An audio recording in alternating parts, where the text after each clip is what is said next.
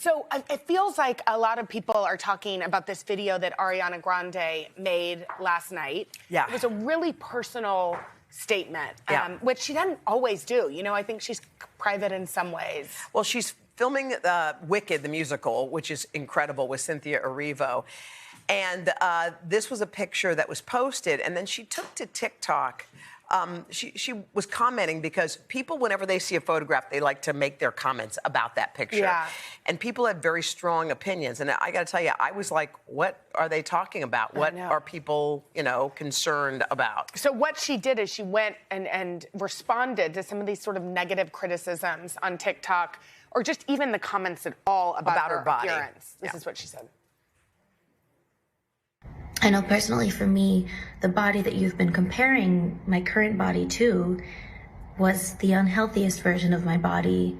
I was on a lot of antidepressants and drinking on them and eating poorly, and at the lowest points of my life when I looked the way you consider my healthy, but that in fact wasn't my healthy.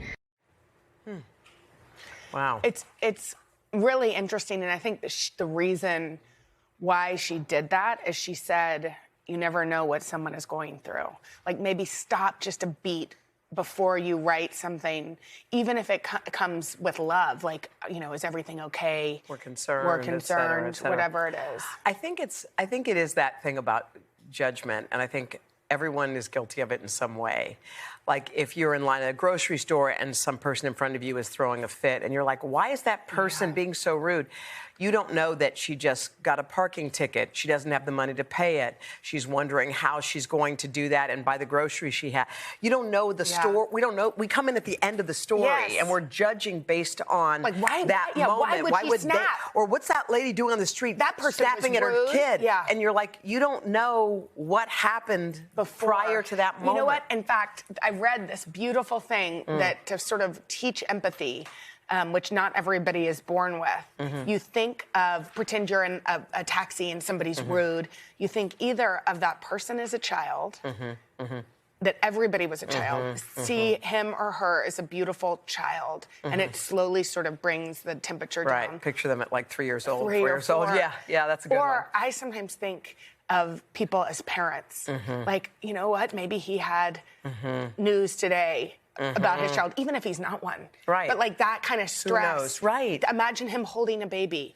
And then it helps you have empathy for whoever it is. And I think for Ariana Grande, like, she's right now in rehearsals for Broadway. Yeah. There's nothing more grueling and also more satisfying than the work she's putting in. Nobody understands where she is in this moment. Yeah. She's talking about how she is at her healthy point now. Her body is where she wants it to be, not the way it used to be. But I think when you do something publicly, when you poke someone publicly, even if you do it with good intention, it's and by the way, that public can be on Instagram for a high school kid. You know, your daughter could do it on Instagram. That's like, it's not open to everybody. You don't have to be famous. It still hurts. Right. And also, you don't need someone to tell you something. Yeah. Like, it's your body. You know what's going on. You don't need someone. Have you ever had that kind of situation where someone hit you in a place that you were like, this is a super ouch for me? I mean, I think we all have. And it's sort of like, it's so interesting because people do hit you right where it sort of hurts. Well, it's your vulnerable point. Yeah. I had a boyfriend in 7th grade that broke up with me after we went like swimming together, after he saw me in a bathing suit. And so I feel like even sometimes now when I feel great, I have 3 kids, 3 C-sections, I feel like really in my body, and I think of it as a beautiful thing. Like, I'll walk in a pool and have a moment of like, isn't that funny? All those years ago. Like, there's been times, I mean, when we've done this show where people have written about our body, and it takes you back to that moment. And sometimes it is body, What and about sometimes it's something else. I remember mine. I mean, online stuff I don't usually pay attention to. Or try not to. Or try not to. But I did, and I'll never forget this. I got a letter that was addressed to me in somebody's handwriting to my house. And I remember I opened it and I thought, oh, because sometimes people get your home address and they put a picture in where you sign it or they say something or whatever. I opened the letter and it was something along the lines of, how dare you bringing a child into this world at your age, don't you know what you're doing to that child? Like, it went on, and I was like, I took my breath away, because that actually was my ouch. Yeah. I was scared. Yeah. Like, is this something that that is smart for me to do? And am I helping, or am I going to ultimately be harming? Yeah. Like, I've thought about that. And when I read it, I thought someone took a pen and sat at a table and put it and wrote that down and got a stamp and mailed it, like went to all that trouble to say that to me. And I remembered thinking, online you kind of go, well, someone went like that. Yeah. This took care and time and research. And so when I was feeling terrible, because my dad passed when I was in college.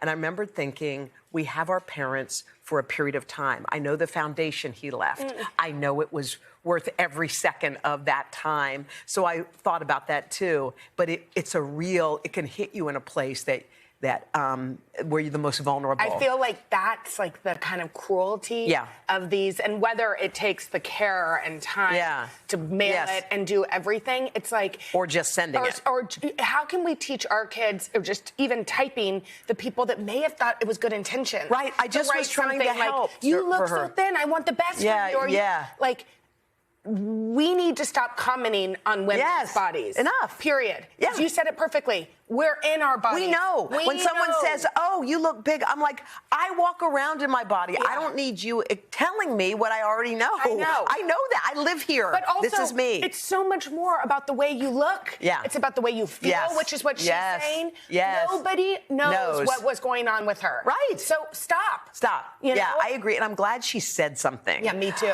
Will you tell? Yeah, so please. It's interesting, because I think you and I have been talking both of us, and I can speak for you, because I know this, all we want is loving children. Like, we don't need the star kid, the this, the that. No. We want kids that are kind. Yes. So the way you do that is you model it. And there was a church service this weekend on Easter, and they spoke about my grandfather. And I'd never heard this story, but I read it to my kids last night. It said, he was Country Day's best athlete. The school year always ended with an obstacle course run. And by the way, before this, it said he was nicknamed Half because he always divided any treat that he had in half to share with anyone that wanted it. Wow. He was Country Day's best athlete. The school year always ended with an obstacle course run that he always won. He was getting ready to go away to school, so his teachers asked if the other students could get a head start. He agreed. When the teacher gave a sign, George started to run like the wind. At one point, he had to get down on all fours and climb quickly through a barrel. As he crawled out, he discovered a chunky classmate named Bennett McNichol, who was not an athlete, had gotten stuck in the barrel next to him. So George stopped running, leaned down to free Bennett, costing him his precious time in the race itself. George and Bennett crossed the finish line together. Bennett tied Bush. He said it was the highlight of his life. Bush's biographer, John Meacham, said that this is the kind of story that you would tell about your dad or brag about yourself. But Meacham noted, I've never heard this story from anyone in the family. I heard it from Bennett McNichol. He went around telling the story for 70 years. While writing Bush's biography, Meacham asked the former president why he did what he did. President Bush looked at me like I was an idiot, recalls Meacham. He said, I did it because I never got stuck in a barrel, and I thought that Bennett needed some help. Meacham notes, he didn't say, I did it because the Bible tells me so, or because my parents raised me to free people from barrels. He said it was simply the right thing to do.